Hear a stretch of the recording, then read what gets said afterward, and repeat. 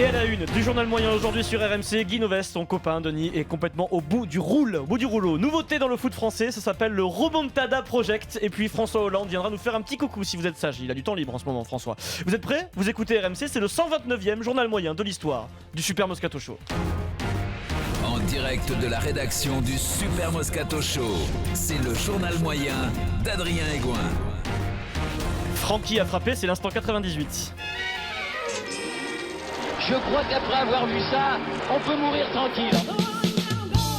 Franck Leboeuf, champion du monde hier dans le Super Moscato Show, ça nous a complètement échappé. Donc, à ce moment de l'émission, Eric nous explique que si Marseille veut un jour acheter Marco Verratti, il faudra vendre la bonne mère. On a bien dit la bonne mère, ok? Écoutez bien la fin de la séquence que je vais vous diffuser. Pour Franck Leboeuf, c'est pas si clair que ça. Mais Pierrot, est-ce que c'est pas tactique de la part d'Eric? C'est-à-dire qu'il envoie ça dire Marseille, allez recruter Verratti. Il t'a dit va pas vendre la belle mère. Eh oui, c'est la fameuse belle-mère. En fait, c'est un acte manqué, je crois. C'est un lapsus très révélateur. Il veut peut-être se débarrasser de sa belle-mère, Francky. Non, mais tu sais qu'il est au théâtre avec c'est sa pièce. C'est ça. Mais Bébé, il a le truc de sa belle-mère là. Le mec, il ne pense qu'à ça toute la journée. Vous connaissez Frankie Parker? C'est pas une vanne, hein, on est d'accord? Non, c'est une belle saucisse, mais qui est passée complètement inaperçue. Bravo, Francky. Merci, dit Fil d'enfer a tweeté avec le hashtag RMC Live concernant Leboeuf. J'ai surtout entendu que pendant 1 minute, il n'a pas dit de saucisse. On remercie Francky, c'était l'instant 98. Ah ouais, bravo Francky, bravo.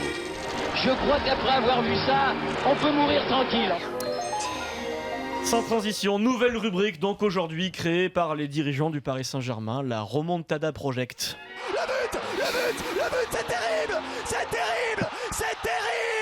le but du Barça, le but du 6-1. Et ce projet si particulier a suscité énormément de réactions hier après le match. Tout le monde a tweeté, tout le monde a parlé, etc. Mais il a aussi suscité ce que j'appelle des réactions prématurées ou précoces. Réaction lorsque le score était de 3-1 pour le Paris Saint-Germain à exactement 28 minutes de la fin du match. Certains ont parlé, certains ont tweeté, beaucoup trop vite. Et le lendemain, ça fait très mal. Le journaliste de RMC Sport, notre copain Loïc Braillet, a tweeté par exemple à 22h13, donc Cavani vient de marquer et Loïc tweet: si le Barça met 3 buts en 25 minutes, je fais 5 roulades quotidiennes jusqu'à ma mort. Alors Loïc est encore très jeune, hein, il a 30 ans, mais à plus de 80 ans, ça va devenir compliqué de faire 5 roulades par jour. Écoute, on lui présentera le chirurgien de Vincent. Les roulades encore, c'est pas 10 pompes, ça aurait été 20 pompes. Des roulades. C'est roulades, c'est peut-être plus facile. C'est rien, tu trouves? C'est chaud quand même. Quand tu as un problème de dos, quand tu as un problème d'arthrose ou quoi, les pompes, c'est rien du tout. En même temps, il a battu son record de retweet, il est content Loïc. Sur RMC en direct, hier pendant le match, il reste 12 minutes, 3-1 pour Paris. Jérôme Bretagne, notre copain qui est un chambreur, Jérôme, hein, c'est le roi des chambreurs. 22h26, il se réjouit même que le Barça ait réussi à mener au début du match 3-0. Au contraire, c'était bien pour le spectacle, ça aurait pas été marrant s'ils avaient marqué tout de suite. Il fait le kéké marrant, en fait. Mais je peux vous dire que tout à l'heure, il faisait de lui là, le mec. Ah mais on peut faire les kékés maintenant, non? Ah non, tu peux. Ah bah oui, attends. Bon, attends, il reste 12 minutes. Oui, bon. Bah attends, il alors se réveille. Ramène-moi la rage, je le mange tout de suite. Alors... le fameux on le met de côté quand même. Ah ouais. On peut pas en retrouver dans les égouts en bas là. Il reste 12 minutes. Il reste 12 minutes et donc Jérôme Bretagne mangera son rat. Et puis il y a aussi nos copains de Canal+, Stéphane Guy, Paul Le Guen, 82e minute, 3-1 pour Paris, ça fait très mal. Ils ont eu des émotions quand même, les supporters barcelonais ce soir. Eh oui. Ils ont pu y croire l'espace d'une heure. Et en face, c'est pas Riron, c'est pas Valladolid, c'est Paris Saint-Germain. Il a marqué le but qu'il fallait. C'est vrai qu'il va rejoindre donc ses prédécesseurs, Paul Carlo Ancelotti et Laurent Blanc, qui tous les deux avaient qualifié le PSG pour les quarts de finale de la Ligue des Champions. Paris qui va disputer son 5e quart de finale consécutif. C'est très notable. Ce qui est notable, c'est qu'il n'y aura pas de 5e quart de finale consécutif pour le Paris Saint-Germain. C'est ça, le Remontada Project, concurrent au Champions Project, Eric. C'est bien, j'espère que tu la garderas cette rubrique. Ah bah les deux projets vont s'affronter régulièrement toute la saison. Est-ce qu'il va bouffer le rat, notre ami j'espère parce que moi quand j'ai sorti une saucisse je l'ai mangée. J'en ai un autre sur le grill là qui va pas tarder à tomber. Donc j'espère que les mecs quand ils envoient les rats comme ça à la radio ils assument. On commence à connaître bien Jérôme Bretagne qui est un gros chambreur mais c'est quelqu'un qui assume dans la vie. On va les préparer. Sans transition, c'est l'instant Guy Novès. Vous savez, quand ça s'appelle du harcèlement. Novès, il va se faire virer ou quoi par Bernard Dans un an. J'adore ça. C'est génial. Le sélectionneur du 15 de France était donc en conférence de presse ce matin à Marcoussis, c'est la tradition, on adore ça, pour annoncer la compo du 15 de France qui affrontera l'Italie samedi à Rome à 14h30. Et là, Je vous le dis, Denis, je te le dis, tu le connais très bien, je suis très inquiet. Alors Guy arrive, je vous explique comment ça se passe. C'est l'officier de presse du 15 de France, Lionel Rossigneux, qui prend la parole en premier pour annoncer l'arrivée de Guy Novès. Ça commence très très mal. Bonjour à tous. Bonjour. Merci d'être là pour une conférence de presse pour l'annonce de la composition de l'équipe de France qui débutera face à l'Italie. Ok. Voilà, j'ai décidé tout de suite la parole au sélectionneur, Guy Novès, pour vous donner cette équipe. Et donc Guy. Oui. Appuie sur le... Bonjour, excusez-moi. Bonjour à toutes et à tous. Ça démarre très mal. Déjà pour allumer le micro, c'est laborieux. En fait, il est dans un sas. non, il est dans l'amphithéâtre de Marcoussis, mais comment dire, tu sens que ça va galérer. Donc comme d'habitude, Guy fait le fort, il fait le fier, il n'a pas de feuille devant les yeux, d'accord ? Il commence de tête par annoncer la première ligne, c'est la cata. Donc, pour jouer samedi, on va démarrer avec Rabat Silmani. Ok. Gaël Fickou, capitaine. Quoi ? Cyril Baille.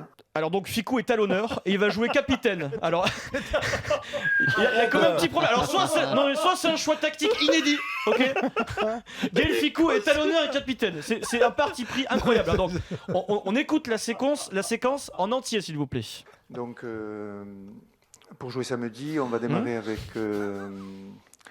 Rabat Silmani. Ok. Gaël Fickou, capitaine. Non. Cyril Baille. Gaël Fickou. C'est parce que je viens de discuter avec lui, là, les staff. Ah, c'est fou. Vous l'avez tout à l'heure. Guillaume Guirato, capitaine. Il faut qu'il prenne un papier. Heureusement qu'il n'a pas discuté avec Serge Simon, sinon il le mettait dans la composition d'équipe. Fatigué mon Guitou quand même. Numéro 2, Moscato.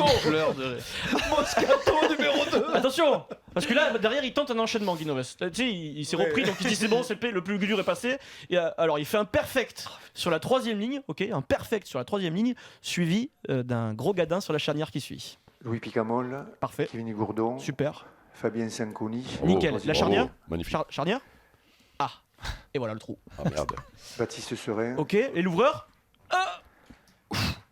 Camille Lopez. Et voilà, on y arrive. Il est bon. fatigué mon Guy quand même. Et pour conclure, sur le banc, ce grand deuxième ligne qui joue à Clermont, Guy. Paul Gédrasiac. Allez mon Guy, une petite tisane au lit, puis j'espère que ça va le faire pour samedi à Romain. Je sais pas si c'est bon signe tout ça quand même. Je sais pas si c'est bon signe pour toi parce que le jour il va te tirer l'oreille, Guy. Bah ouais, tu vas voir, c'est pas bon signe. Elle était à quelle heure la conférence de presse ? Elle était à 10h30 ce matin, peut-être un peu tôt. Ah mais il a regardé le match hier aussi et il était sous les mêmes méthodes que Pierre Dorian. Ils sont pas du matin les rugbyman parce que Vincent c'est pareil, ils sont pas du matin. Non parce qu'Adrien c'est pas que dans la Moscato Show, c'est aussi SFR2 tous les lundis. SFR2 oui, mais là Guy il reprend un petit coup dans le mais s'il m'écoute Guy, parce que je sais qu'il nous écoute, donc il y a des gens qui écoutent pour lui, il suffit de prendre une feuille, et puis moi je l'embêterai plus Guy Novès. Non là par contre tu as raison Adrien, je comprends pas une petite feuille, tu vois, avec des noms. Sans transition messieurs dames, il est bon. Parlons de la France. Bernard Laporte nous a-t-il caché son ambition secrète ? Avant-hier, c'est-à-dire en plein après-midi, le président de la République François Hollande a rendu visite au 15 de France à Marcoussis. Il soutient la candidature de la France pour organiser la Coupe du Monde en 2023. Et lors de son discours devant les joueurs, devant le staff, il nous met le doute sur l'avenir, les ambitions de Bernard Laporte. Je voudrais dire à Bernard Laporte que nous l'avons vu jouer, nous l'avons vu entraîner et nous le voyons maintenant président. J'espère que ça n'ira pas plus loin, je fais attention. Mais François Hollande imagine que Bernard a des ambitions présidentielles. Allez voir la tête de Bernard qui est mort de rire à côté de François Hollande sur le compte Twitter du Super Moscato Show. On vous met la vidéo. Par contre, il dit on l'a vu jouer. Je suis pas sûr que François Hollande l'ait vu jouer. Quoique. Oui, quand même. Mais par contre, notre pays en 5 n'a pas trop avancé, mais par contre, il a fait des bonnes blagues pendant 5 ans. Mais je trouve qu'il s'est amélioré. Il faut que Vincent le rencontre.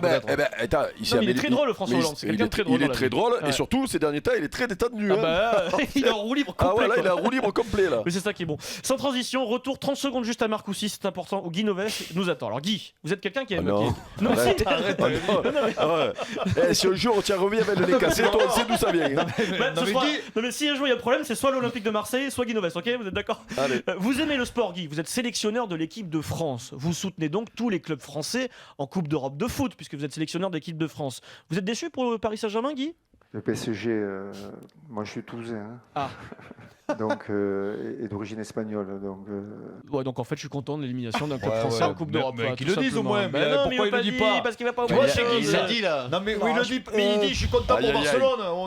Non, mais il est peut-être pas spécialement content pour Barcelone. Il dit juste qu'il s'en fout. On te le dit à demi-mot quand même. Oui. Non, mais Guy, ne pas oublier que Guy a joué avec Denis, que c'est un ami de Denis. Mais là, ce qu'il vient de dire, Denis, c'est fini. Là, il va lui savonner la plage. Non, mais là, je suis pas content. S'il se fait virer, c'est à cause de Denis, on le sait aujourd'hui. Oui, mais je suis pas content du tout là. Je n'apprends pas parce que. Mais qu'ils le disent, à ce moment-là, qu'ils disent que je suis pour Barcelone, je suis heureux de la qualification. Il est toulousain, l'espagnol, Denis. Nous, avec Pierre, au moins, on l'assume, on est très très malheureux. Pour conclure, les amis, on parle de bonbons. Je vous ai apporté des bonbons. Jolie chanson de Jacques Brel sur les bonbons. Certains clubs de rugby ont de gros problèmes. Dans le journal L'Équipe, on en apprend beaucoup sur les coulisses du Racing 92, notamment au sujet des petites tensions en interne. L'auteur du papier, Frédéric Bernès, nous raconte que le staff reproche régulièrement à certains joueurs de prendre du poids. Voilà, hygiène de vie, la façon de s'alimenter, etc. Et il écrit dans son papier donc, embêté par la surcharge pondérale persistante chez certains joueurs, les coachs avaient confisqué les bonbons en libre service dans la salle de vie du club. Mais, et c'est là que c'est énorme Eric, mais les joueurs ont demandé directement au président Jackie Lorenzetti le retour des sucreries. On se pose des problèmes quand même un peu particuliers au Racing 92. Qu'est-ce que Toto et Lolo enlèvent les bonbons? Eux qui s'en gavent, ils adorent ça. Mais si les mecs qui prennent du poids aussi, qui sont pas bons après, c'est pas sérieux. 3 grammes, arrêtons avec l'obsession du poids. Je te dis, il vaut mieux qu'ils bouffent des bonbons. Mais c'est obsessionnel aujourd'hui. Que ce qui tourne en ce moment. Franchement, foutez-leur des bonbons. Mais on est sûr de ce qu'il y avait dans le paquet de bonbons. Toto et Lolo, c'est mieux les bonbons. Mais alors Ali Williams, c'est du sucre glace qu'il a acheté, truc, c'est pas ça, non?